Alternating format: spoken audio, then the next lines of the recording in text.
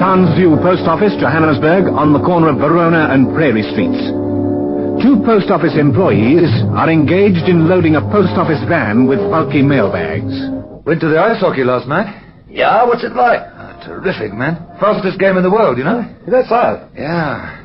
They gave the ref a hard time, though. Booed him. He's a youngster, just taking it up. You must come with me one night. Next week. But we must go early. There's always a crowd. Here's another one. Right. How many more? Just these 2. Coming up. Right. How's it with your car? It's okay. It was giving you a lot of trouble, though. It was the gearbox. I had it fixed. Cost me plenty. Let's have that last bag, then. You, into the van. Hey, what's going on? I said get in. Hey, watch it, Laurie. He's got a gun. Just do as you're told and you won't get hurt. In the van. Okay. 40! Right, now, you 2 beauties throw those mailbags in the back of the car and be quick about it.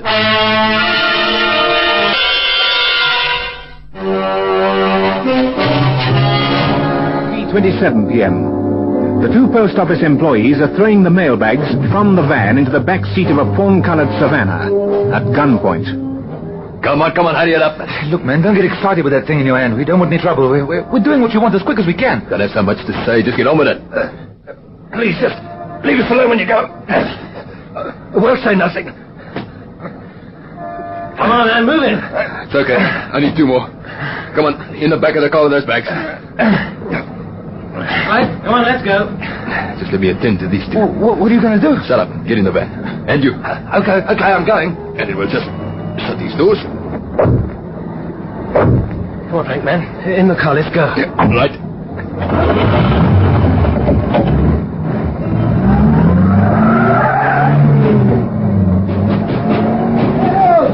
Somebody let us out!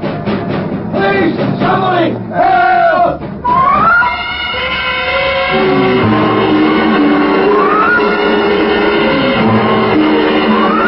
3:31 p.m.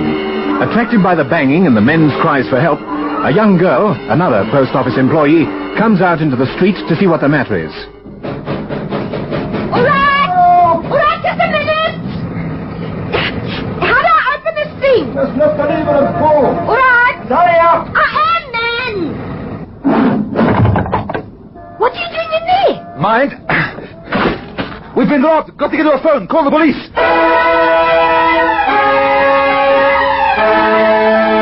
3:33 p.m. The post office employee's frantic message to the police is relayed to a squad car in the vicinity, car number 38. Control to number 38. 38. Come in, 38. Over. Go ahead, Control. Over. The post office van has just been held up outside the Townsview post office. 9 mail bags have been stolen. There are 2 men in a fawn-colored Savannah. They are believed to be heading north along Prairie Street. Over. Suit us, Control. We're in Geranium Street, Receptionville. We're in an ideal position to intercept. Over. At least one of the men is known to be armed. Over. We'll let you know how we get on. Over and out. Sounds good, Sarge. Action. That's all you youngsters ever want, isn't it? Action. Oh, well, it makes a change from picking up drunk. All right, come on. Get this wagon moving. We're on our way, Sarge. How many blocks to Prairie Street, Sarge? 4, I think. 4 more. Just take it easy on the robot, eh? Right.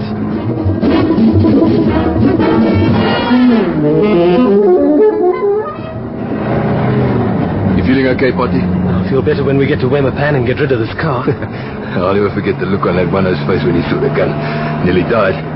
There's a robot at the corner, eh? Yeah, okay. Don't stop. Huh? It's the cops. Where? In Geranium Street there. But I've got to stop. The light's red. Never mind that. Go through. Hold tight.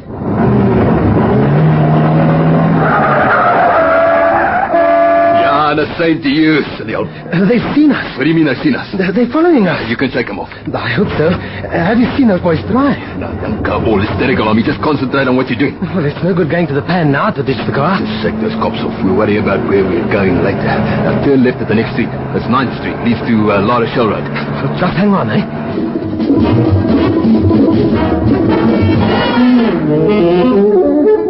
Well, they know we're onto them. Got these boys taped, Sarge. Then go to the left. They're not going to shake us off that easy. Hold tight, Sarge. We do you suppose they'll make for? They'll be mugged if they're going to town. I shouldn't think they will. If it were me, I'd double back. Get out into the country. That's what they're doing. See? They've turned right into Marlborough Road. They better be careful. They'll find themselves in a dead end. Suits me. It looks as though they're heading back to Wemapan again. Do you think it's a stolen car, sir? Shouldn't be surprised. Hey, look what he's doing. He's throwing a mailbag out.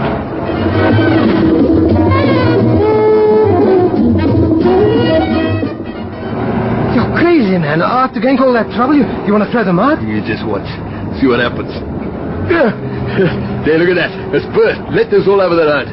I'll have to decide whether to stop and recover the mail or keep on chasing us. Well, they haven't stopped. They're not as deadly as you think they are. All right, let's try him with another one. But don't throw the wrong one out. I'll watch it. All over the street, just like it's snowing.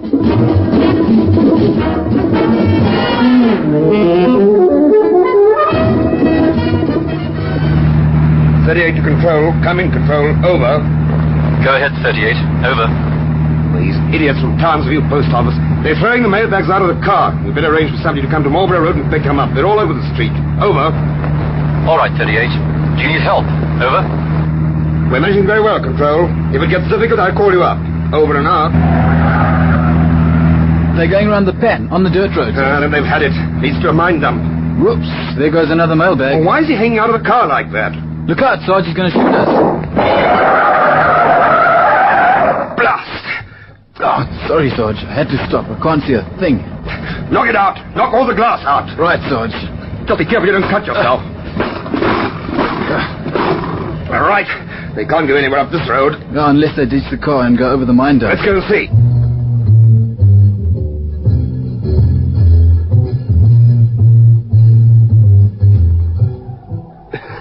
Dead lucky shot. Never mind. It just gave us a bit of extra time that we needed. Hasn't stopped them for long, though. Here they come. Never mind.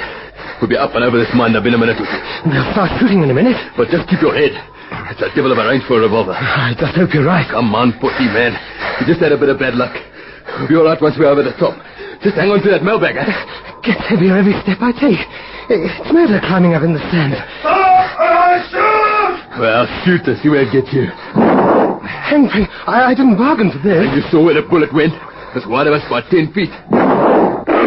But that one's closer. It kicked the sand up 3 or 4 feet away. Keep going, man. No, I can't. No more steam left. All right. I'll dump my mailbag. Help you carry yours. Give me the end. Here you are. All right, good. Now, come on, man. Get those legs moving. Frank! What are you doing? Get up, man. I'm shot, man.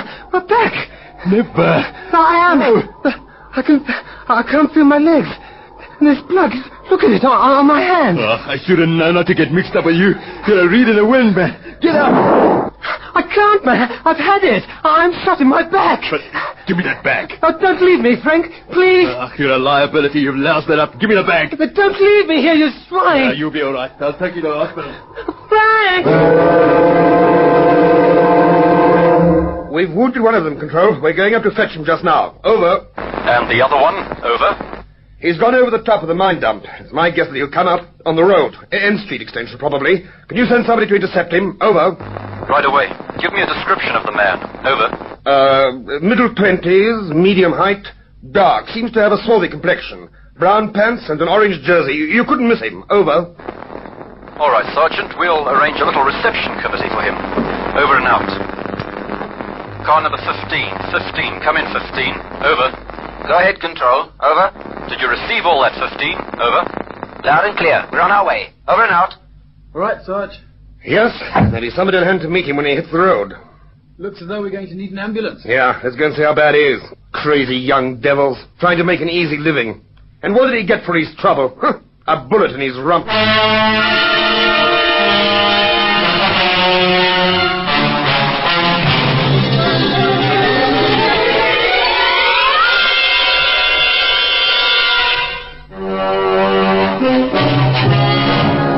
The young man called Potty is so badly injured that he has to be carried down the mine dump on a stretcher. He's loaded into an ambulance and driven off to hospital, where he undergoes an emergency operation. Detective Sergeant Cook of the CID is on hand to talk to the doctor when he emerges from the operating theatre. Dr. Wilson? Yes? Detective Sergeant Cook. Good afternoon. How's the patient? I'm afraid he's in rather a bad way. The bullet shattered his lower vertebrae and severed the spinal cord. I'm afraid he'll never walk again. Silly young fool. When can I talk to him? I'd be obliged if you'd leave it till tomorrow. He's in a state of shock, too. Is it something important? There was another fellow with him. He got away. I'm seeking information about him. I see. I shouldn't think he'll get far before tomorrow. I hope not.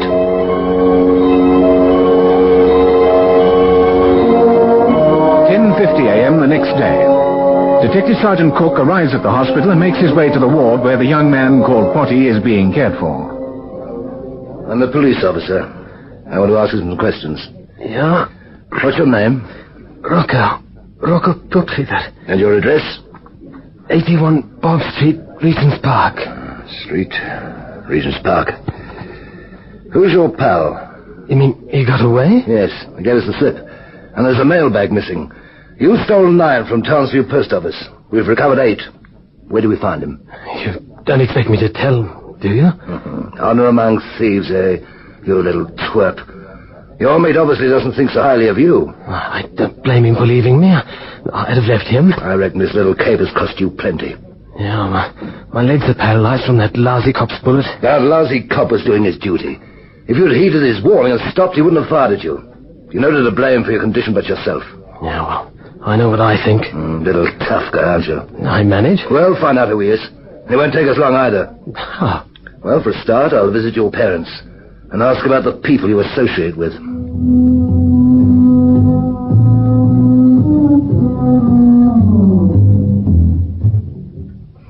I've been out of my mind with worry about him.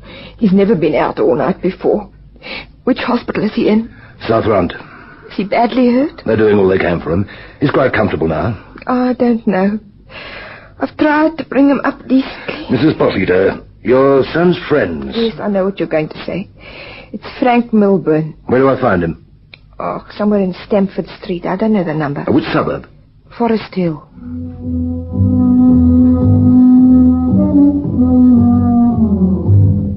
I'm sorry I woke you, Mr. Milburn. Yeah, so am I. I'm on night shift. I've only been in bed a couple of hours.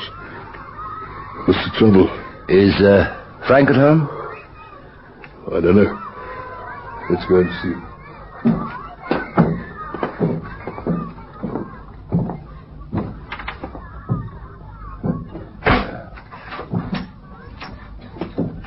Is this his room? Yeah. Nope, bed hasn't been slept in either. Does he often stay out all night? I don't know. I don't know what he gets up to. No concern of mine. He's old enough to look after himself. And if he doesn't, well, that's his lookout. What do you want him for anyway? Armed robbery. Frank? Frank.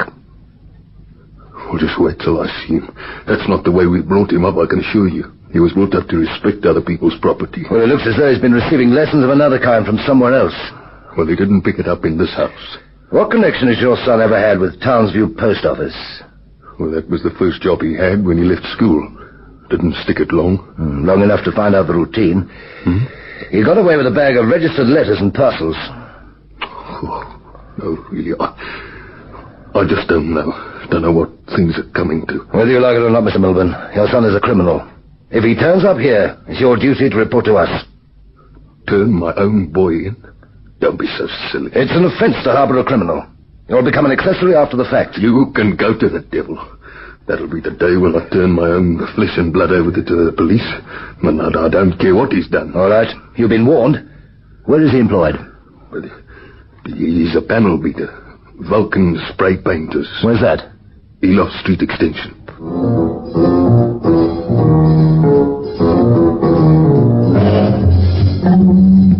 I wondered where he was, young monkey. I've had nothing but trouble with him since the day I took him on. He's always got some excuse for not coming to work. He's disappeared. He's got money. Where do you think he'll hang around? Well, now you got me. I wouldn't know where to start. What are his habits when he is at work? I mean, what time does he start? Where does he spend his lunch or that sort of thing? Lunch, huh? Well, very often he'd take some of the lads uptown to play snooker. Where? Well, there's a place called the Last Chance in Commissioner Street. Well, I don't know where it is exactly. I've never been there myself. I know it. Thanks.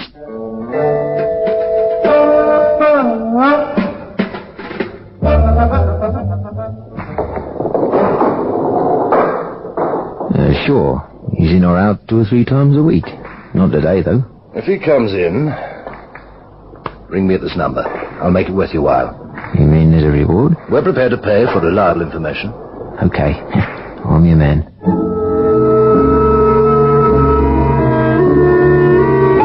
Two days pass.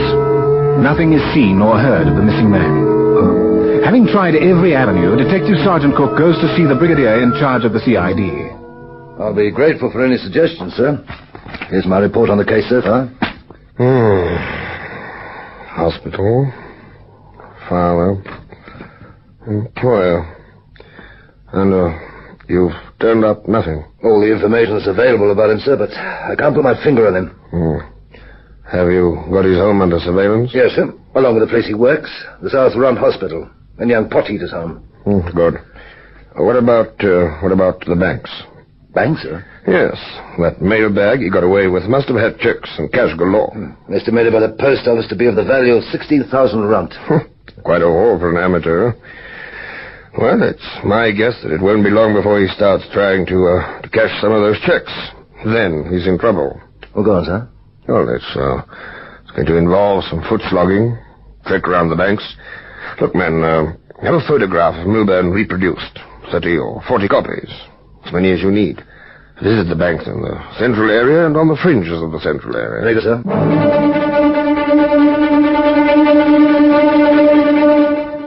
This is a photograph of the man. His name is Frank Milburn. He was last seen wearing brown trousers and an orange jersey, but it's 10 to 1 that he's bought himself new clothes since then. And don't rule out the possibility of him growing a moustache, or perhaps a beard even. Do your best to detain him without arousing his suspicions, and call me at this number.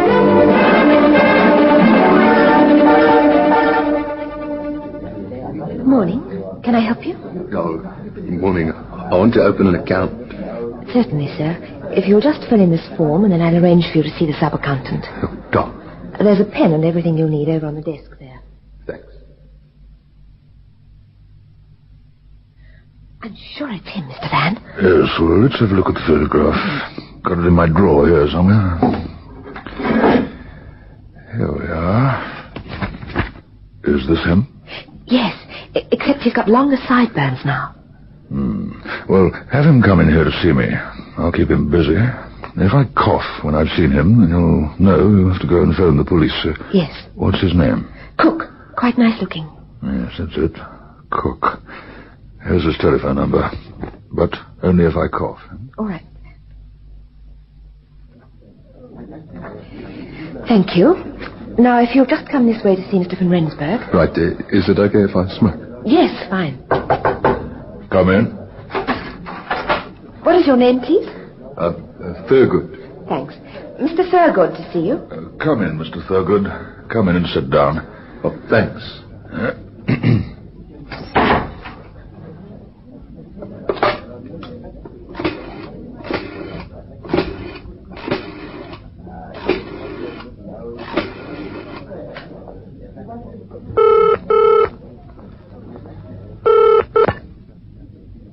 CID, Brixton. Detective Constable Van Scoor speaking. I want to speak to Detective Sergeant Cook, please. Just hold the line a minute, please. Detective Sergeant Cook. This is the District and Provincial Bank, Commissioner Street. That man's here, Milburn. He's come to open an account. Are you sure it's him? Positive. Can you keep him there? I should think so. He's with Mr. van Rensburg right now. That's our sub-accountant. Can you put me onto him? Just hold on. I'll have to get hold of the switchboard.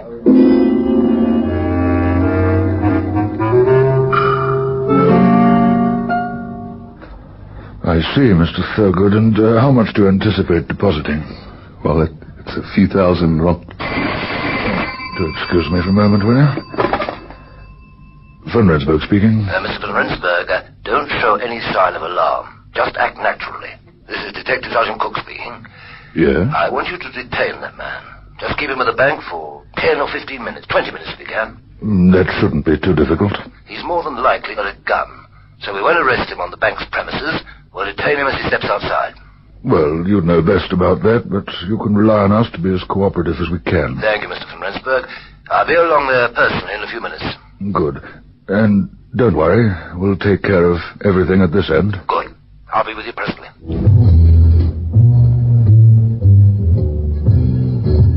Detective Sergeant Cook replaces the receiver and turns to speak to his colleagues.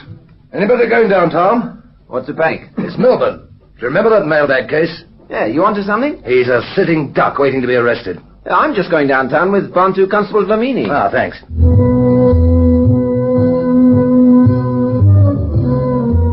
Detective Sergeant Cook begs a lift from Constable Watmer and asks for his assistance. Sure, we'll all give you a hand. Won't we, Bruce? Come on, jump in. Oh, thanks. It's all right, Bruce. Down, boy. I'm sure glad that there's a grill between us. I'll bet. Look, I want you to fly. It's imperative that I get to the District and Provincial Bank of Commissioner Street in a matter of a few minutes. I should be able to arrange that for you, Sergeant. Let's go. Everybody hold tight. During the fast trip downtown, Detective Sergeant Cook acquaints Constable Watmer with the circumstances. The constable offers to assist with the arrest. It's 10 minutes to 12 when the three men, Detective Sergeant Cook, Constable Watmer, and Bantu Constable Dlamini, along with the dog Bruce, see Milburn appear in the door of the bank. Milburn sees them, and he turns and runs back into the bank. Dlamini, round the back. Yes, Sergeant. Bruce, go get it.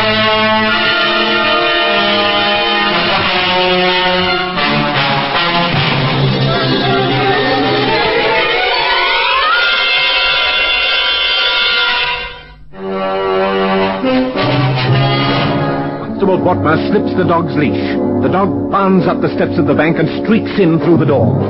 His quarry, Frank Milburn, is legging it through the banking hall. He leaps up onto the counter and jumps down the other side. It's his intention to escape through the bank's back door. The dog Bruce has other plans for him, however. He leaps up onto the counter too. Milburn, hearing the dog bark, turns to confront the animal with his revolver. Keep away! Get away!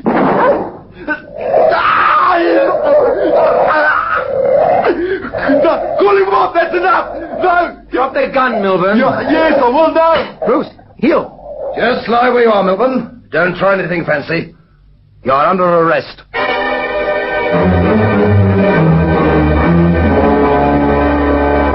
At the subsequent trial, Rocco Pochita, a paraplegic, paralyzed from the waist down for the rest of his life, was considered to have suffered enough. Frank Milburn, on the other hand, whom the judge called a vicious young thug who wouldn't hesitate to kill to achieve his own ends, was sentenced to 5 years penal servitude. Saturday, November the 10th, 3:20 p.m. On a sun-baked stretch of National Road between Margate and Port Shepstone on the Natal south coast, two figures slouched dejectedly in the meagre shade of a tree. One of them wears a school blazer, the other has an open-necked shirt. No wind ruffles the trees. The air is moist and oppressive. Gee, Dan, I feel like I'm sitting in a steam bath. Every time I move a finger, I can feel the sweat pouring off me. So, what makes you think it's any different from me? Well, I didn't say it was, man. Don't lose your rag just because... Shut up! Listen, there's a car coming. Yeah, and from Margate, too. Well, man, I hope he stops and gives us a lift. We've been here for hours. Come on, Pete. Show my old school tie and get that thumb of yours moving. Yeah, sure. Here he comes. There's just one bloke, no passengers. Come on, mister, have a heart. We've got to get to Durban by tonight. Come on, slow down. Slow down.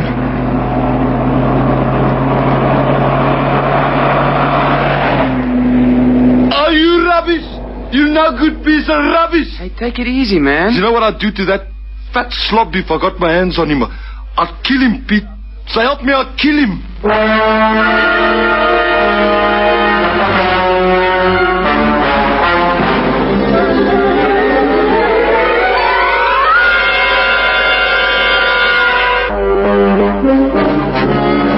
The two young men have been waiting for a lift now for over 2 hours. The younger of the two has taken off the school blazer, and he sits limply on a milestone, his hands drooping down between his knees, his head sagging. The second man paces restlessly at the side of the road, kicking at loose stones with a barely controlled fury. 2 hours. Can you believe it? More than 2 flaming hours we've been stuck here. Must have been 100 cars gone past us. Not one of them's even slowed down. Oh, cool off, man, Dan. Cool off. This ruddy he tells me to cool off. Oh, that's very funny, Pete. I'm going to die laughing. Ach, man, you know what I mean. You're just making me even hotter that way. You're pacing around like that. Can't you pack it in for 5 minutes? 100 cars, eh? 100. And plenty of them with just a driver and no passengers. Do you think I'd stop and give a man a lift? Not them. Gee, it makes you sick. What have you taken that blazer off for? Oh, you try wearing it for a while. See how you feel. Me?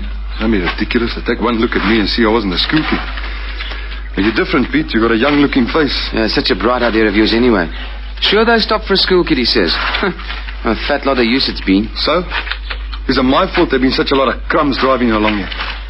That blazer trick's always worked before now. Yeah, well, I wish it'd start working now. I'm fed up to the teeth with hanging around here. Well, welcome to the club, John. Welcome to the club. Hey, here comes one now.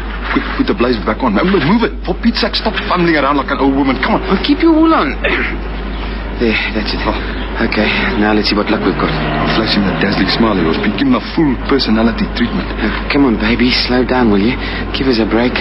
Come on, come on. Hey, he's stopping. Pete, he's slowing down. Bless you, mister. You're an angel in disguise, man. Come on, grab the case, Pete. You hop in front with him. I'll climb in the back. Okay, sure. Oh, thanks, mister. How far are you chaps going? To Durban. Oh, but it doesn't matter. You can drop us off wherever you're heading for. Well, you're in luck. I'm going all the way to Durban myself. Hop in. Gee, well, we've been waiting for hours, mister. On a day like this, it's no joke, believe me. Nobody gave you a lift in all this time? Not a sausage. We were starting to think we'd be spending the night in that same place. Well, better late than never, eh? Oh, you can say that again. Gee, you've got no idea. Hey, Dan. What the heck are you doing? Shut up, Pete. Why? What's it? Feel something cold at the back of your head, mister. It's not my finger, believe me. Dan, but what are you doing with that gun? What's it look like, lame brain? Just you listen here. Now, mister, you listen. And listen carefully. Yeah, you want to end up with your head in one place. You just do exactly what I tell you. You got it? What do you want of me? Dan, please, put that gun away. This isn't funny. Who said it was supposed to be funny? Look, I haven't got very much money, but you can have it. You can have all of it.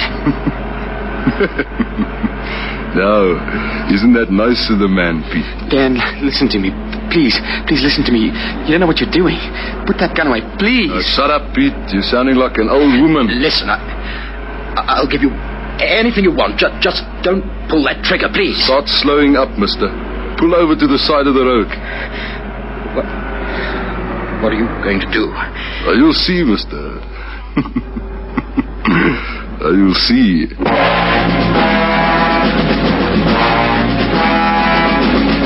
Saturday, November the 10th, 11:15 p.m. Central Police Station, Smith Street, Durban. Constable Benjamin Swimmer is on duty in the charge office. This particular Saturday night has been relatively quiet.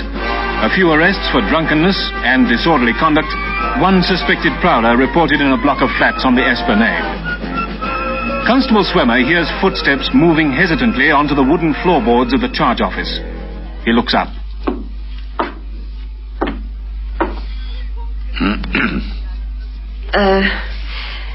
Good evening. I don't know whether I've come to the right place or not. What can we do for you, madam? Well, it's about my brother. You see, he should have been home hours ago, and well, he hasn't arrived. What's your name, please? Oh, Gordon, Gladys Gordon. Gordon. Miss or Mrs.? Miss, I'm not married. And your address, please, Miss Gordon? 17 Ridgeview Drive, Berea. Ridgeview Drive, Berea. And your brother's name? Arthur Gordon. Mm-hmm. And his address? 3 Freemason Road, Margate, on the south coast. I see. And now you believe he's missing, is that it? Well, I don't know. You see, he was coming up today. He drives up every Saturday and spends the weekend with me. He usually gets here sometime between 6 and 7, but not tonight. I thought perhaps he'd met with an accident and you people might know of it. Well, it could have been something more simple than that, Miss Gordon. His car might have broken down. Oh, no. Arthur would have telephoned me if anything like that had taken place. He's a very considerate man. That's why I thought it must have been something quite serious. Tell me, have you had any reports about accidents on the South Coast Road? Well, yes, there have been a couple. What sort of car does your brother drive? A little green Norton Saloon. It's about 2 years old. Well, then, let's have a look at these reports. Excuse me. No. That was a truck and a tractor. Not this one either. Pedestrian big American car. Not this one. No, 2 cars, a Brentwood and a Fleetway. So it doesn't look as though your brother's been in an accident, Miss Gordon. Do you know definitely whether or not he left Margate this afternoon? Oh, yes, I telephoned his house and spoke to the maid. She said Arthur left at about 3:30. Oh, well, that is strange then, isn't it? Could he have stopped off somewhere else first? Well, he could have, I suppose. But there again, he would have let me know about it. He knows I get worried about him whenever he's late, and he wouldn't just leave me in the air like this. You said whenever he's late. You mean this isn't the first time he's been late then? Oh, Arthur's been late arriving once or twice, but never more than half an hour at the most. Certainly never 4 or 5 hours. I'm really very worried about him. All right, Miss Gordon. Let's have a description of your brother, please. His age? 41. Mm-hmm. Height? Oh, Arthur's quite tall, about 6 foot, I think. Weight? Is he thick-set, slender, average? Quite sturdy, really. I should think he weighs perhaps 190 pounds. Colour of hair? Brown, balding at the back. And colour of eyes? Also brown. You've no idea what clothes he might be wearing, huh? Well, he always travels in the same clothes. At least every time he's arrived, he's been wearing the same outfit. Dark brown tweed jacket and green slacks, open neck, white shirt, and his brogues. He always wears brogues. I see. Well, that's quite a lot for us to go on, Miss Gordon. We'll put out a missing person report on your brother and see what turns up, shall we? Thank you. I should be most grateful. And should you hear of any further accidents... Don't worry, Miss Gordon, don't worry. We'll keep you informed. Sunday, November the 11th, 6:42 a.m. In the charge office at the Scottborough police station, the duty sergeant is filling in his nightly report prior to handing over to the day shift. Up to that point, nothing eventful has taken place in the Scottborough area, but the pattern is about to be broken. Scottborough Police, Sergeant Gates speaking. This is David Adams. I'm speaking from my farm, a couple of miles out of town. Cool Waters on the left-hand side of the main road going into Dublin. Do you know the place? Oh, yes, Mr. Adams. I've seen your gate plenty of times. What can we do for you? You'd better send somebody out here, old man. One of my boys found a car hidden in amongst the cane down next to the main road. I sent him back to keep an eye on it until you get there. What kind of car is it, sir? One of those little 4-door Nortons. Anything special about it, Mr. Adams? Well, just one thing, Sergeant. There's blood all over the front seat.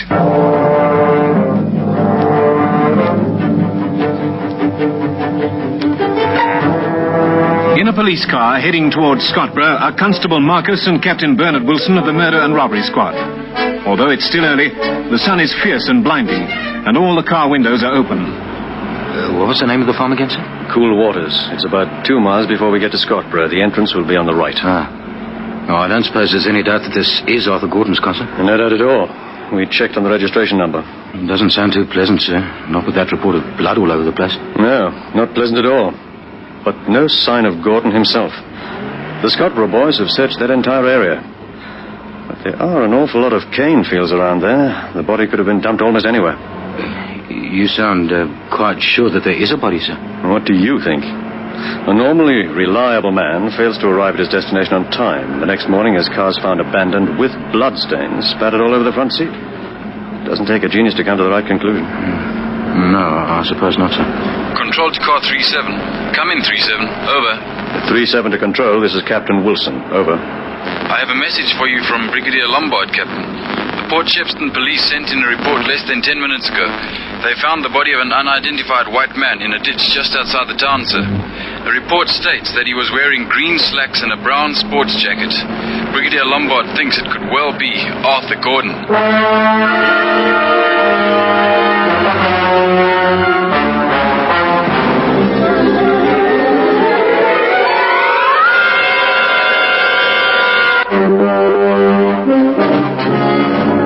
The body of Arthur Gordon has been brought to Durban and lies in the government mortuary. Miss Gladys Gordon has identified the body as that of her brother, and she's now being treated for shock. In the office of Brigadier Lombard, Captain Wilson makes his report. Gordon was shot at point-blank range in the back of the neck, sir. A .38 caliber bullet.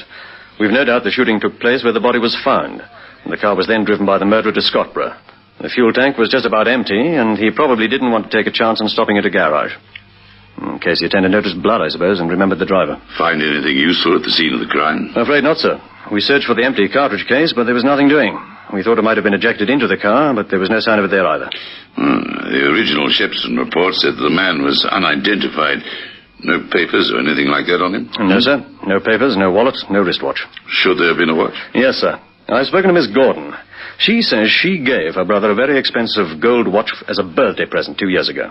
Says he was in the habit of wearing it at all times. It seems pretty obvious that robbery was the motive. He even cleaned out whatever small change he had in his pockets. Miss Gordon give you a description of the watch? Yes, sir. A gold Renada, 17 jewels, with the dead man's initials engraved on the back. A.G. There won't be any trouble in identifying it, if it turns up anywhere. Well, get a description circulated to jewelers and pawnbrokers in case the killer tries to sell it. That's already been taken care of, sir.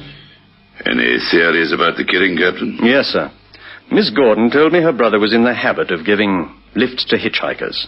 If he had room in the car, he always stopped for them. It seems more than likely that Gordon gave a lift to 2 or more people, and he paid for it with his life. Why 2 or more of them? Why not just one man? Gordon was murdered in the car, and the shot was fired from the back seat. If there'd only been one man, he'd have been sitting up front, sir. Yes, I agree. So you're working on the hitchhiker angle, are you? Yes, sir. I've given a story to the press.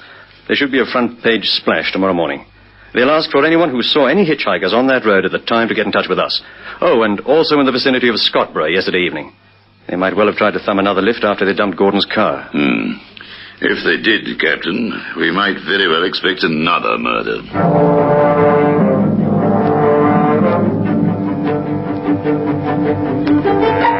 As soon as the morning newspaper hits the streets, reports begin coming into police headquarters concerning hitchhikers on the South Coast Road the previous Saturday. 2 fellas standing thumbing a ride between Margate and Port Shepston. One was wearing a school blazer of some kind, but I don't remember what color it was, I'm afraid. We've got a beach cottage about a mile before you get to Shepston. Gave a lift to a couple of chaps and picked them up in Margate. Dropped them at the turn-off to the cottage. My wife said she thought the fellow wearing the blazer looked a bit old for a school kid, actually.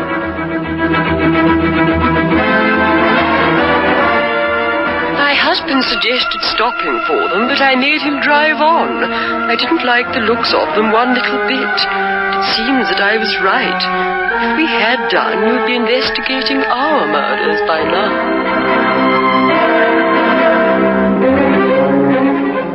I was driving the firm's car, and we're not allowed to give lifts, you see. But I had a fairly good look at these two. One was fair-haired, about 5'8" or so. The other was a good bit taller, probably somewhere around 6 feet. Black hair, slender built, maybe about 30, I suppose, wearing an open-neck shirt. Oh, the younger one had on a school blazer. Northridge High School.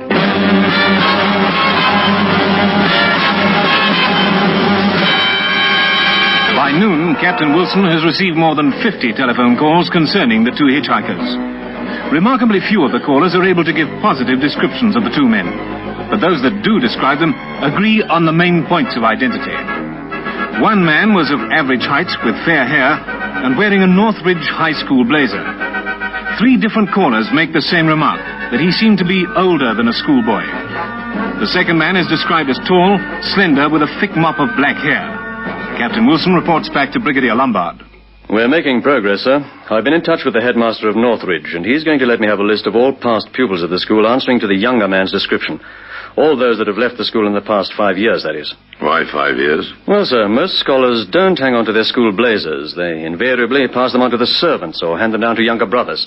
But those that do wouldn't be likely to keep them for, well, not much longer than 5 years. I see. You don't think it could have been a lad who's still at school, do you? Definitely not, sir. 3 people I spoke to this morning made the same remark without any prompting from me, that the man looked older than a schoolboy. I think he wore the blazer to better his chances of getting a lift. Quite a few people who wouldn't normally stop for a hitchhiker might stop for a school kid. Quite so. But you'll have quite a list to check through, Captain. There must be hundreds of boys who left school in that time. But not all that many answering to this man's description, sir. It'll be narrowed down quite a lot. Yes, quite probably. And apart from that man with the beach cottage, nobody else gave those two a lift? No, sir. But there was a car stolen in Scotborough on Saturday night, recovered in Essenwood Road here in Durban on Sunday. I think that's how these two made their way back to town. Professional job on the car? No, sir. Very clumsy. They smashed in the small front window and made quite a mess of the car's wiring before they sorted out the ignition wires. I see.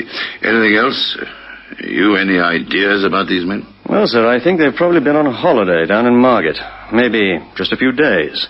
Anyway, I've asked the Margate police to help us out on this. Make a check of all the hotels and rented rooms down there. See if any of the guests answer the description of the men we're after. They might come up with something. And in the meantime, you'll start checking the list that you get from the headmaster, eh? Yes, sir. I'll get on to that right away.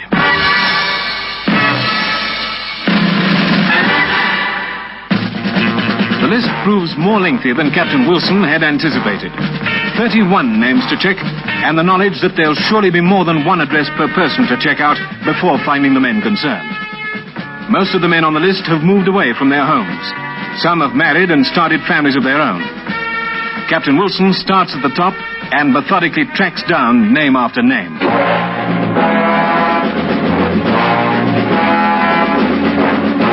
Tuesday, November the 13th, 6:29 p.m. In patrol car number 37, Captain Wilson sighs as he crosses off another name on a sheet of paper. Gaga, sir? No, I spoke to the lad's mother. He's been overseas on a study tour for the past 2 years, so that lets him out. Well, 18 down, 13 to go. Where to now, sir? So look, 39 South Ridge Road, Michael Stewart. Left school 3 years ago. And keep your fingers crossed. Yes, sir. Control to car 37. Come in, 37. Over. This is 37 Control. Captain Wilson here, over. Stand by, Captain. Brigadier Lombard wants to talk to you. I'm connecting you on three-way pickup. Brigadier Lombard. Control, sir. I'm connecting you with Captain Wilson. You connected with the car now, sir. Thank you, Control. Captain Wilson, you receive me? Over. Receive you loud and clear, sir. Over. I've just had a call from the Margate station. Looks like they turned up something good for you. There's a boarding house called the Duneside down there. They had 2 men staying there for a week, left on Saturday. They answer the description of your hitchhikers. Take down these names. Right, sir. Daniel van Blerk, Peter Steen.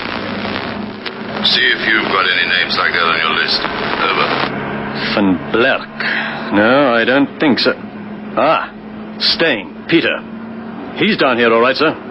We're heading for his address right away.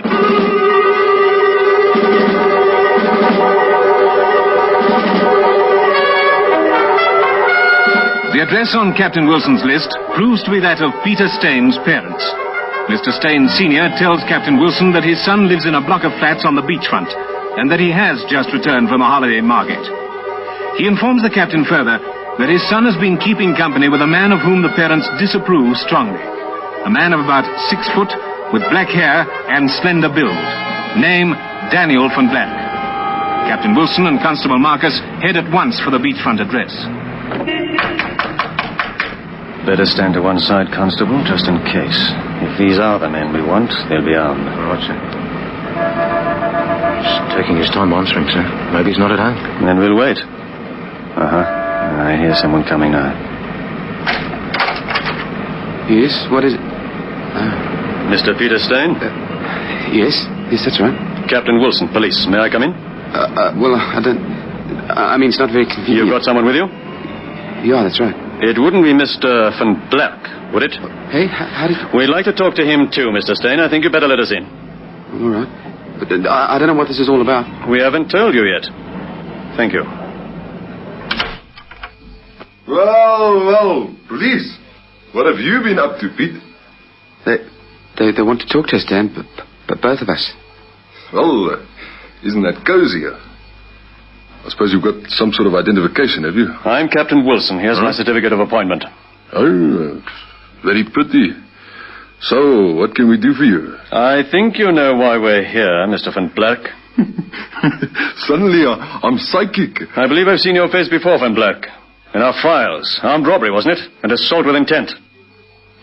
So I've got a record, a big deal. How old are you, Mr. Stain? I'm 20. Look, what's this? Did you think this was glamorous, being friends with a crook like Van Blerk here? You ought to have known how it would end up, Stain. Now you're in trouble. Big trouble. Dan, but shut up. Keep your mouth shut, you fool. You don't have to say anything to them. That's the law. Where's the watch, Stain? The watch? Ah, so it is in this room. You're not a very good actor. Your eyes flickered over in that direction, the wardrobe, eh? I don't know what... Dan, they know. They know all about it. Bloody fool, you fool! Watch out, sir. He's gone. No, you don't, you... Drop it, Black. Drop it! I'll get you. No, you won't. Good work, Constable. Nice punch. He won't be giving us any more trouble, sir. He did it. He shot him. I begged him not to, but he just shot him. You can tell us all about it at the station, Mr. Stain. You can tell us all about it.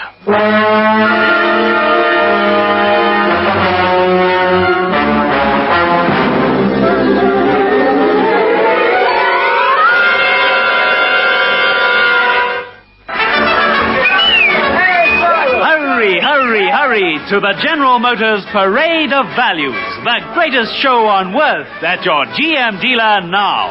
Cash in and get a special deal on a brand new 1969 Ranger, Viva, Opel Record, or Cadet. Now, while the going's good, before they're all snapped up. So hurry to General Motors Parade of Values. It's the greatest show on worth.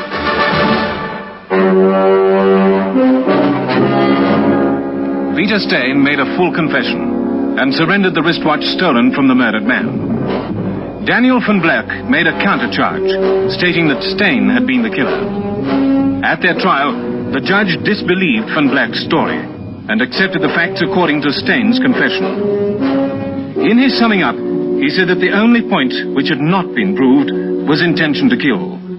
He therefore gave them the benefit of this slender doubt and sentenced both men to life imprisonment. They prowl the empty streets at night, waiting, in fast cars, on foot, living with crime and violence. These men are on duty 24 hours out of every 24. They face dangers at every turn, expecting nothing less. They protect the people of South Africa. These are the men of squad cars.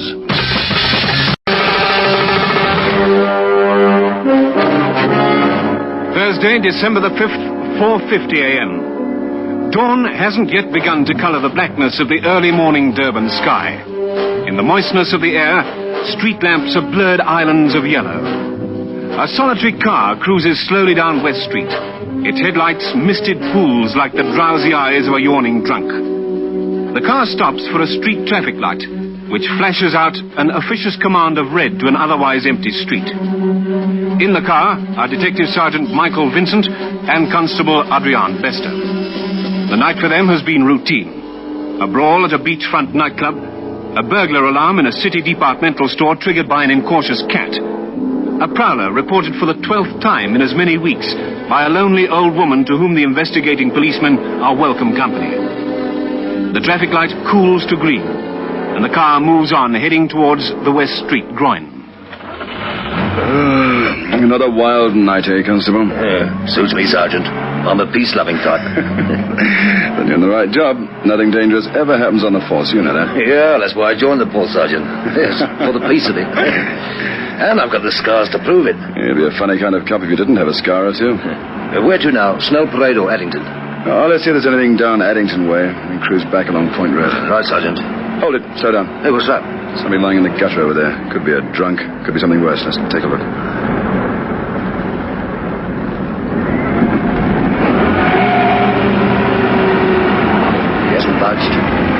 cold.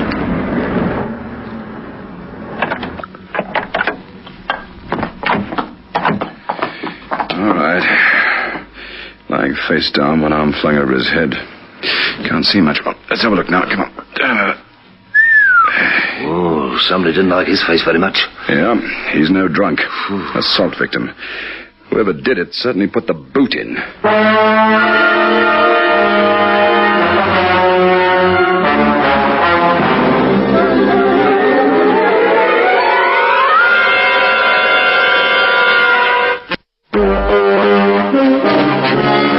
Detective Sergeant Vincent goes through the man's pockets while he waits for an ambulance to arrive.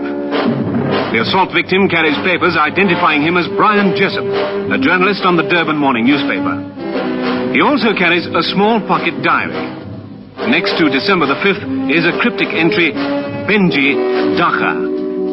Sergeant Vincent's eyebrows flicker briefly. Then he returns the papers and diary to the unconscious reporter's pockets. The ambulance arrives, and the policemen follow it to Addington Hospital. We put 8 stitches in that gash in his forehead and 5 in the cheek. Looks like a ring could have ripped it open. He's got 2 or 3 cracked ribs. I can't be more definite than that until I've had a look at the x-rays. Oh, and probably concussion, of course. Those injuries are consistent with an assault, Doctor. Well, he wasn't hit by a train, Sergeant. Not right in the middle of West Street.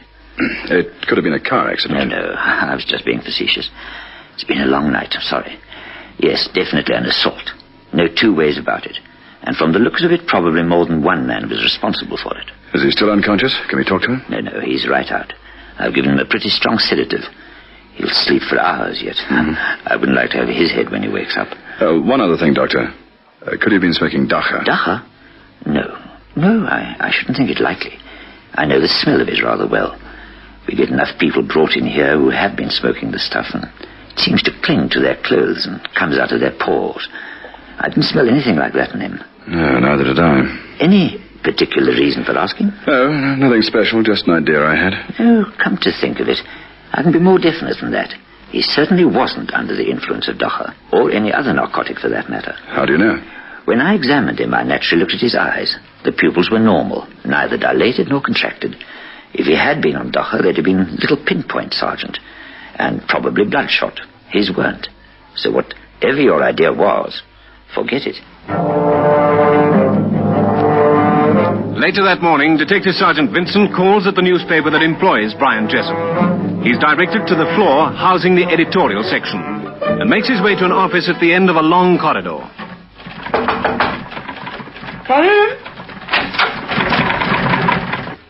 Oh, good morning. Can I help you? I hope so, miss. I'm Detective Sergeant Vincent. I'd like to see your news editor, please. Oh, well, Mr. Hannon's very busy at the moment, Sergeant. Is there anything I can do? I'm his secretary. This is official business, miss, about your Mr. Jessup. Oh, I see. Just one moment, please. Thank you. Mr. Hannon, there's a policeman here to see you about Brian Jessup. Yes, that's right. It's a Detective Sergeant Vincent. Yes, of course, right away, sir. Would you come through, please, sir? Thank you. Thanks very much. Detective Sergeant Vincent, Mr. Hannon. Please come in, Sergeant. Thank you. That will be all, thanks, Miss Jamison. Oh, very good, sir. Please sit down, Sergeant. Thanks.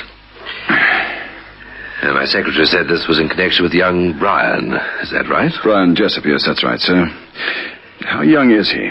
Oh, just a lad, 19 or 20. He's one of our cadet reporters, but he won't be a cadet for long. Bright boy. Perhaps you read our expose story on the Dacha business in yesterday's edition. He wrote that. I see. That makes things a bit clearer. Well, he's written a whole series on the subject. We were going to run them once a week. We're going to? Yes, the editor's put a stop to that. Says if it means putting our reporters in danger, he won't print the stories. In a way, he's right, of course, but it seems a pity as far as the lad's concerned. He's put a lot of work into the series. I'm afraid you're going a bit too fast for me, sir. You think there's some connection between the story and the assault. Why? I thought you knew about it. Perhaps you'd be good enough to tell me, sir. Brian was on the night shift last night. He received a phone call from one of his contacts asking Brian to meet him after work. That meant somewhere around 2 in the morning, you see. Well, Brian agreed to meet him at the post office. He told the night news editor about it, and off he went. The next thing we know is our hospital reporter calling in to say that Brian was laid up in Addington, the victim of an assault. It doesn't take a great deal of brain work to put two and two together, does it, Sergeant? Do you know who this contact of his was? No, I'm afraid not. You'll have to ask Brian that. We shall do, as soon as he's in fit enough condition to talk to us. Not that I think he'll tell you, Sergeant. Why not? Well, a journalist has a duty to his source of information. If he discloses the identity of the source, he betrays a confidence. Now, if that sort of thing went on, he wouldn't have any sources left after a while. That's looking at it from your point of view, Mr. Hannon. As far as we're concerned, a man's been assaulted, and we have to find out who did it. If your Mr. Jessup withholds information, he won't be helping us very much. Yeah, the devil in the deep blue sea, eh? How's that, sir? Well, Brian will be caught between the two. To stick to the unwritten code and not tell you, or tell you and help catch the people who beat him up. It's a decision I'm glad I don't have to make. That afternoon, Detective Sergeant Vincent receives a call from Addington Hospital. The young journalist is conscious and able to talk. I talked to your news editor this morning, Mr. Hannon. He said you might be reluctant to give me information. What kind of information, Sergeant? About your contact. He told me about the phone call and your meeting with this man after work. Would you care to tell me about it, Mr. Jessup? No, I'll tell you everything I can, but I'm afraid it's not going to help you very much. Why don't you leave that for me to decide? Go ahead. Well, I've written a series on dacha smoking and selling in Durban, you see? Yes, I know about it. Judging from your first story in yesterday's paper, you know what you're talking about. Well, I've put a lot of work into it. People have been telling me things that they mightn't tell a policeman, for instance. Mm-hmm. I've checked on everything I've written. I know it's all true. This dacha business is much bigger than I'd ever imagined it to be. You're telling me we know how big it is. Anyway, one of my contacts has been a man called, well, Benji's enough. And that phone call was from him? No, it wasn't. Somebody I never heard before. He said he had a message from Benji and he wanted to meet me in private. He left the time and the place up to me, so I thought it would be all right. That's why I chose the post office. It's pretty public at that time of the morning. And you kept the appointment? Yeah, I did. I was there on time. I couldn't see anyone else around. I went up the steps and looked around the pillars. I thought he might be keeping out of sight, you see. Yes. There was no one there. Then I heard a car pulling up, right up in front of the post office. As I walked down towards it, a man got out of the driver's seat and walked towards me. I think he was an Indian. I can't be sure. Why not? Well, he was sneezing, you see, holding a handkerchief to his face. I see. What I could see of his skin was brown enough, but it might just have been suntan. Anyway, he opened the front door for me, on the passenger's side, of course, and he walked round the front of the car towards the driver's door. I leaned across to open it for him, and as I did so, I heard a sort of rustling movement from behind the front seat. I half turned towards it, but I wasn't fast enough. Something hit me across the back of my neck, and that was that. My head seemed just to sort of explode. And then I woke up in here. That's all, Sergeant. You see what I mean? None of it's very helpful, I'm afraid. Mm-hmm. So somebody was crouched down in the back, behind the front seat. And when you got in, he knocked you out, is that it? That's right. You think the driver might have been an Indian? Yeah, but like I said, I can't be definite. Right. The man who hit you, did you catch a glimpse of him?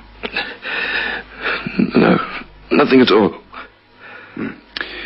Now, what about the car? Can you describe it for me? Yes. It was very big and flashy. Late model Brentwood sedan.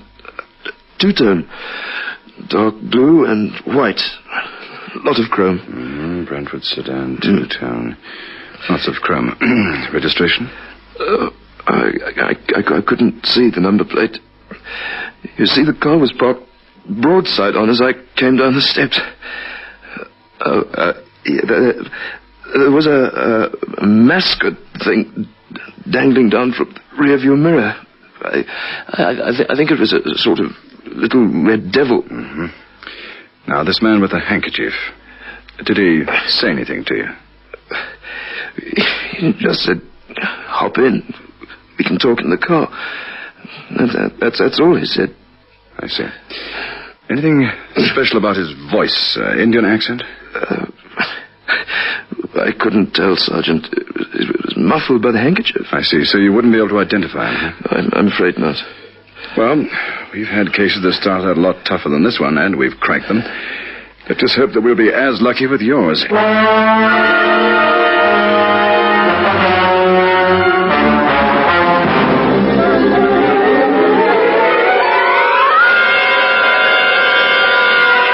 Take a holiday in your Chevrolet. South Africa is asking you to call. Drive a Chevrolet, the car that stops today. Through the land we love, by far the best of all. On the open road or where the traffic's heavy, performance is sweeter, nothing can beat her. Life is completer in a Chevy. So why not take a ride? See the countryside. See it in your Chevrolet. 1970 Chevrolet. It's your most powerful reason for going automatic. Bigger big sixes. Vivid new V8 power. Consider yourself spoiled by new power on the grand scale. Consider yourself promoted to executive suite luxury. Chevrolet Constantia and Commando for 1970. Consider yourself. Chevrolet does. So why not take a ride? See the countryside. See it in your Chevrolet. Monday, December the 9th. 4 days have gone by since the vicious assault on the young reporter. 4 frustrating days for Detective Sergeant Vincent and members of his squad investigating the assault. They've checked on known members of the various Dacha peddling rings in Durban. They've cross-checked on motor cars belonging to these members. But the distinctive blue and white Brentwood sedan hasn't come to light. They've tapped their minds of informers without success. Even in the underworld, no one is talking about the assault. Detective Sergeant Vincent reports bleakly to the Brigadier, his superior officer. We've got absolutely nowhere, sir. Every lead we follow peters into nothing. I suppose this lad really was assaulted. He didn't make up the whole thing just for the sake of a story in his paper. If you'd seen him that morning, sir, lying in the gutter with his face all kicked in, you wouldn't have to ask that question, sir. He was beaten up, all right, viciously and cold-bloodedly. They knocked him out in the car and hammered him while he was unconscious. It wasn't very pretty. But what was the motive for the assault, Sergeant? A warning, I think, sir. Jessup had written 6 stories about Dacha in Durban. They'd only published the first one so far. I think they beat him up as a warning not to print the rest of the series. Possibly. But that first story didn't say much. Just a broad outline of the way things are. And heaven knows they're bad enough. You can get Dacha from just about every second rickshaw puller in town, not to mention the waiters. I read the rest of the series, sir. Young Jessup really got into the heart of the matter. Without actually naming names, he pinpointed the 3 big men behind the gangs, plus a whole lot of smaller fry. How did he get this information? By asking the right people the right questions, sir. The kind of people who talk to him, but not to us. And, of course, the papers pay for information like that, sir. Yes, of course. Did you learn anything from his stories? No, sir. There wasn't anything there that we didn't know already. I recognize the people he was referring to, of course. We know who these people are. We know to what extent they're involved, but we've practically got to catch them red-handed before we can take them to court. Can't do much without evidence, sir. Yeah, I know. Same old story. What about this car? Well, sir, none of the gang members down here drives a car like that, sir. It'd be distinctive enough without the Red Devil mascot, but nobody I've spoken to recognizes it. So it's an out-of-town car, then? Most likely, sir. Probably one of the Johannesburg mobs, the Bantu thugs who come down here for easy pickings. They drive back with a bootload of Dacha. Yes, I know the drill. And unless we catch them right in the act, there's not a blessed thing we can do about it. The only thing that's bothering me about that theory, sir, is the fact that we generally know when these mobs come down. We keep a watch on them most of the time, but There's no one around Durban at the moment in a car like that. Well, it's about the best lead you've got, Sergeant. Stick to it. I want these Dakar rings smashed, put out of action, permanently. Even if you locate the car, there seems to be little chance of finding out the truth about the assault on Jessup. Without him being able to identify any of them, we can't get a conviction. And intensive investigations on the part of the police have met with no success. With other cases piling up daily, the pressure on the assault case becomes less urgent, but the file remains open. In the small charge office of the Isipingo police station, a telephone rings shrilly. Isipingo Police, Sergeant Venter speaking. Oh, Sergeant, this is Muriel Walsh. I own the Jabula cash store the other side of the main road. Yes, Mrs. Walsh. What's the trouble? Well, there's been a burglary at my store, Sergeant, and my night watchman has been injured rather seriously, I'm afraid. The people in the car shot him when he tried to stop them. But he's still alive, is he? Oh, yes, and I've already called an ambulance. My own doctor is attending to Jeremiah at the moment, but he says it's essential that he be taken to a hospital without delay. Yes. Has he told you anything about the robbers? Yes, he has. According to him, there were three Bantu men in a large Johannesburg car. They got away, of course. They simply shot poor Jeremiah and drove away. Heading in which direction? Towards Durban. They turned left onto the main road. I'll put out an alert on the car and its occupants, Mrs. Walsh. Thank you. I don't suppose you know the make of the car, do you? Oh, yes.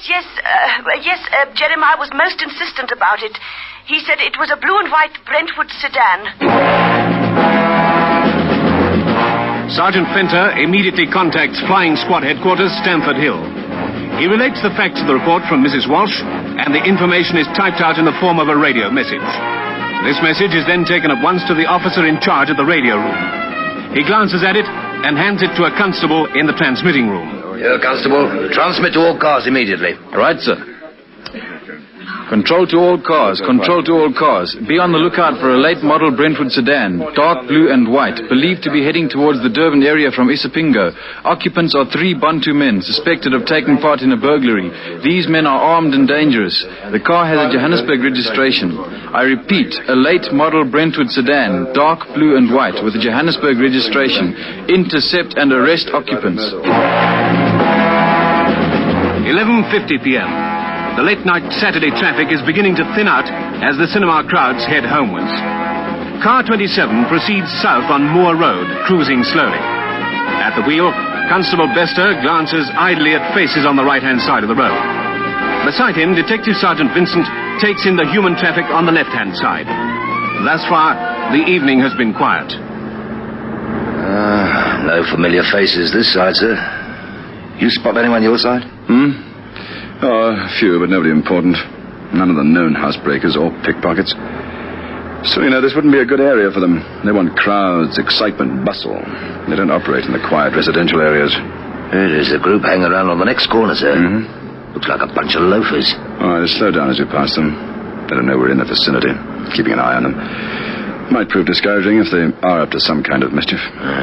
They're glancing this way now, sir. They're getting the message all right. Good. That's often all it needs, just to know that we're cruising around. Control to car 27. Coming 27. Over. This is 27. Read your control. Over. The occupants of a blue and white Brentwood sedan held up a petrol station on the South Coast Road and shot the attendant. The car has a Johannesburg registration and has a red devil mascot dangling from the rearview mirror. It is believed to be heading towards Durban along Ambila Road. The occupants are armed and dangerous. Intercept and arrest. Over. Message received and understood, Control. We are proceeding towards Ambila Road at once. Over and out. Blue and white Brentwood, sir? With a red devil mascot. That's more than just coincidence, Constable. That's the car that was used in the Jessup assault. Come on, move it.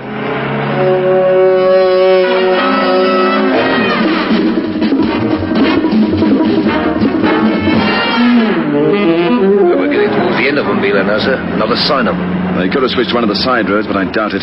You know what these thugs are like. Eggers as big as footballs. They like to stick their necks out and flash their cars around. Even after committing 2 burglaries in one night, sir? Especially then. Makes them feel like big-time gangsters.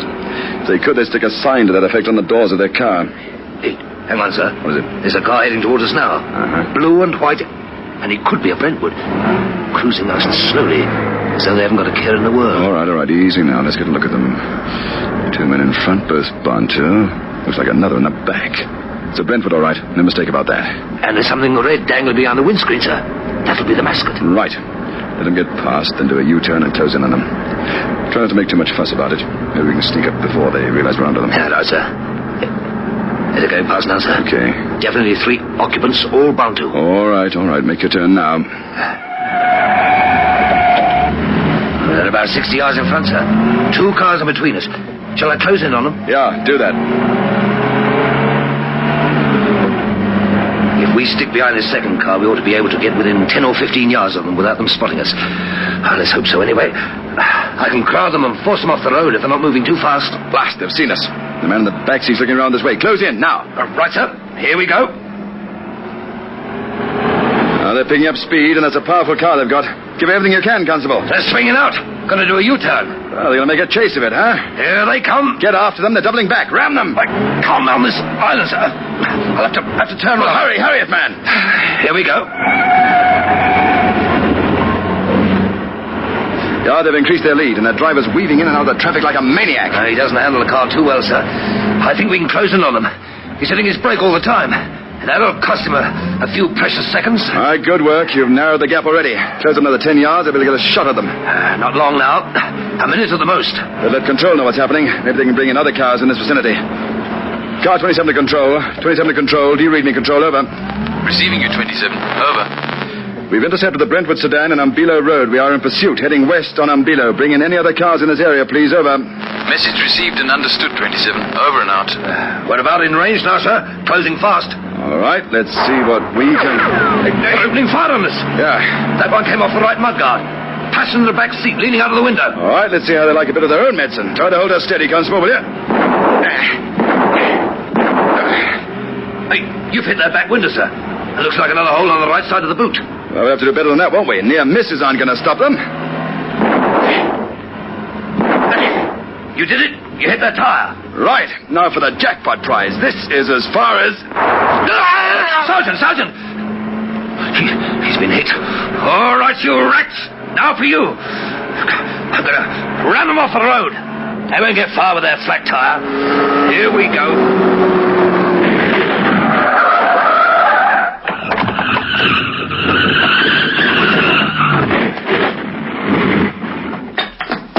Don't shoot Buzz. Don't shoot Buzz. Right? All of you.